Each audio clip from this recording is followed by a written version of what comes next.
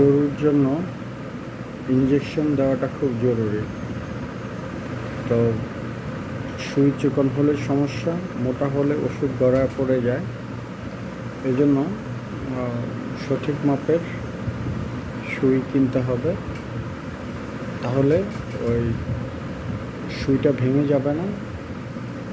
আর এই মেডিসিনটা ভরলে মেডিসিনটা ওই গ্র্যাভিটেশনাল ফোর্সের কারণে ওই ওষুধটা ওই গড়ায় পড়ে যাবে না। সো দুইটা নিয়ে একটু ব্যালেন্স করতে হবে। সো আপনারা এরকম কিনতে পারেন।